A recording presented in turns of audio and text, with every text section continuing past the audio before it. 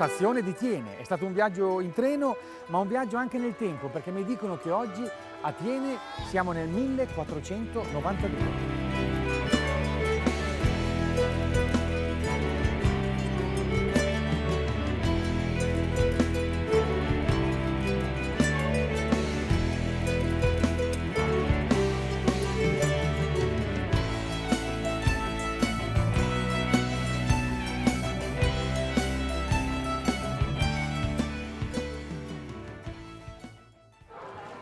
Beh, Thiene oggi ha un'atmosfera tutto particolare, in cui sarebbe il caso di entrare.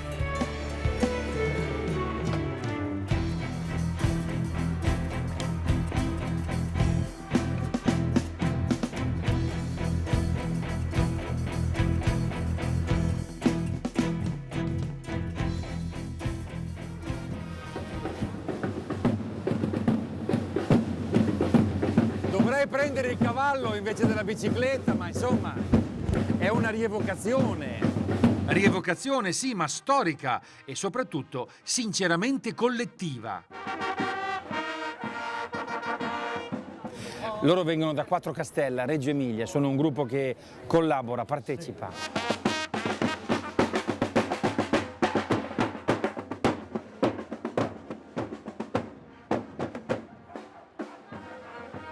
Allora, fatemi ricapitolare la storia. 1487 c'è una grande battaglia, la battaglia di Rovereto. I cittadini di Thiene, per conto della Serenissima, vanno a Rovereto e riconquistano Rovereto. Certo. La bandiera di San Marco l'hanno messa i tienesi. Sì. In quel di Rovereto, Serenissima è tornata per merito dei tienesi. Allora, gli abitanti di Thiene, che sono dei commercianti da sempre, molto furbi, chiedono diciamo così, un mercato franco, cioè di non pagare le tasse. Passa un po' di tempo e alla fine, finalmente, arriva la notizia che il doge Agostino Barbarigo ha concesso questa libertà del mercato, il mercato franco. Bene, quindi Thiene si sviluppa e Thiene, eccola qua, Thiene è ancora un centro commerciale, culturale, siete ancora lì che ci date voi di Thiene? Il mercato di Thiene del lunedì è uno dei più grandi della provincia e della regione, ancora oggi. Ma la cosa che mi ha colpito è che questa rievocazione è una roba vera, nel senso che è super sentita dalla gente.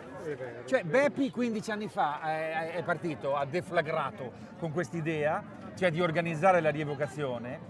Adesso sono 500 volontari? Beh, oggi ce ne sono 500, durante la sfilata ne avremo 1200. I volontari a chilometro zero per la storia. I volontari a chilometro zero è bellissima.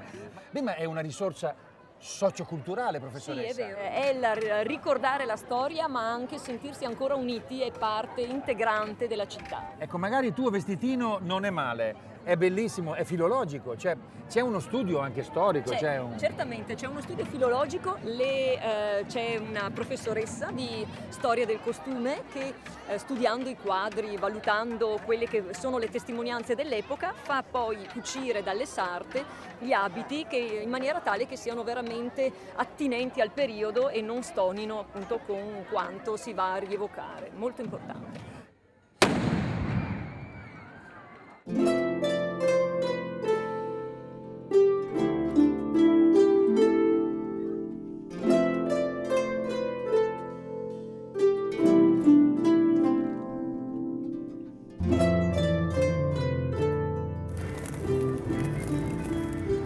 Il famoso castello di Thiene, in realtà il castello Porto Colleoni Thiene, dalle famiglie che l'hanno costruito e poi conservato, è bellissimo, è un esempio incredibile, diciamo così, che anticipa uno stile, anticipa una storia, perché è dei primi del 400, mi sembra di ricordare, ma è già fatto, diciamo così, alla veneziana.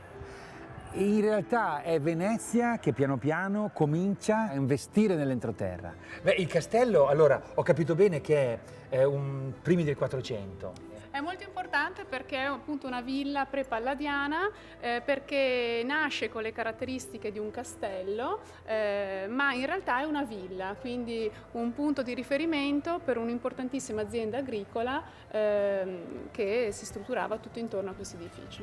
Cioè, queste qui sarebbero le stalle? Queste per la precisione sono le scuderie.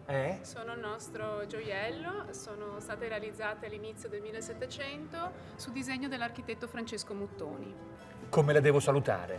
Nel senso che se tolgo il cappello magari non è bello. Il baciamano non sono capace e rischio di mangiarti un dito. È stato bellissimo.